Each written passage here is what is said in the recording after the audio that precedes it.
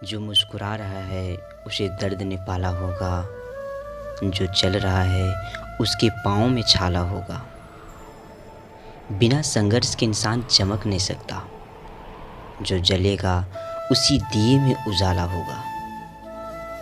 संघर्ष क्यों बचे संघर्ष से? संघर्ष ही तो जीवन की आत्मा है। जितनी कठिन संघर्ष होगी उतनी ही शानदार जीत होगी। एक बार एक किसान भगवान से बहुत नाराज़ हो गया। किसान बहुत मेहनती था। बहुत मेहनत से वह खेतों में अनाज उगाता, उसकी देखभाल करता, पर अक्सर उसकी फसल खराब हो जाती।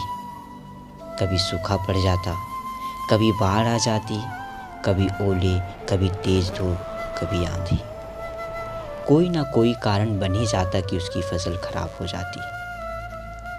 एक दिन उस किसान ने गुस्से में आसमान की तरफ देखकर भगवान से कहा, हे ईश्वर, आपको लोग सर्वज्ञाता मानते हैं कि आप सब जानते हैं।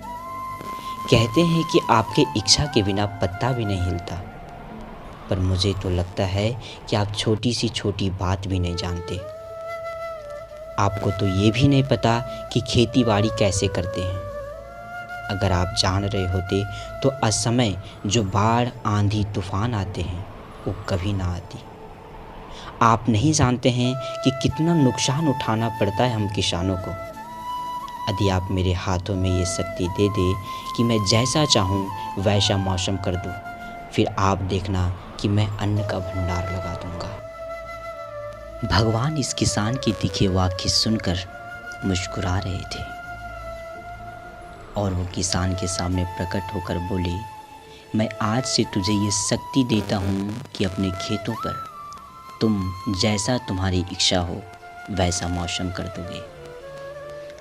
मैं बिल्कुल भी दखल नहीं दूंगा, तुम्हारी इच्छा से सब कुछ होगा। किसान बहुत खुश हो गया। उसने गेहूं की फसल अपने खेतों में बोई। जब उसे लगा खेतों को धूप चाहिए तो खेतों को धूप मिली। जब पानी बरसना चाहिए तभी पानी बरसा। आंधी, तूफान, बाढ़ अपने खेतों में कुछ भी नहीं आने दिया। किसान के खेतों में इस वर्ष ऐसी फसल हुई जैसी कभी नहीं हुई थी। ऊंची, हरी भरी, लहलहाती फसल। मन ही मन वो बहुत खुश हो गया और सोचने लगा, सबूत के साथ दिखाऊंगा भगवान को कि इसे कहते हैं शक्ति का सही उपयोग। मेरी सफलता देखकर उन्हें अपने नियम जरूर बदलने पड़ेंगे। कुछ दिन गुजरे, फसल कटने को तैयार हो गई। किसान बड़ी उत्सुकता के साथ फसल काटने लगा, पर जैसे ही उसका ध्यान गेहूं की बालियों पर गया तो उसने अपना सिर पीट लिया। वो रोने चिल्लाने लगा। गेहूं की एक भी बाली के अंदर गेहूं का दाना नहीं था। सारी बालियां अंदर से खाली थी। किसान बहुत दुखी हो गया। उसने भगवान को रोते हुए फिर से पुकारा, हे प्रभु, तुमने ये मेरे साथ क्या किया? क्या तुमने मुझे कोई सजा दी? भगवान बोले, पुत्र, ये तो होना ही था। तुमने पौधे को संघर्ष करने का मौका ही कहाँ दिया। ना तो तुमने उसे आंधियों से जूझने दिया, ना ही तेज बारिश को सहने दिया, ना धूप में तपने दिया। एक भी चुनौती का सामना तुमने उन्हें नहीं करने दिया। इसलिए सारे पौधे अंदर से खोखले रह गए।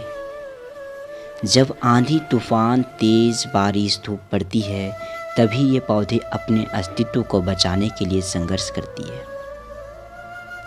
और इसी संघर्ष से एक बल पैदा होता है जिसमें शक्ति होती है, ऊर्जा होती है, और यही ऊर्जा फूटती है गेहूं की बालियों में जो नहीं फूटी। तूने उसे कठिन परिस्थितियों से गुजरने ही नहीं दिया जहां उसके अस्तित्व का जन्म होता। सारी बालियां इसलिए खाली है, एक भी दाना इसलिए नहीं है क्योंकि तुमने अपने पौधे को संघर्ष कराया ही नहीं। याद रखिए, स्वर्ण में स्वर्णिम आभा तभी आती है जब वह आग में तपने, गलने और हथौड़े से पीटने जैसे संघर्षों से गुजरता है। कोयले का टुकड़ा हीरा तभी बनता है जब वह उच्च दाब और उच्च ताप की परिस्थितियों से गुजरता है। इसी तरह यदि हमारी ज़िंदगी में कोई संघर्ष ही ना हो, कोई चुनौती ही ना हो, तो हम भी गेहूं की बालियों की तरह खोखले ही रह जाएंगे।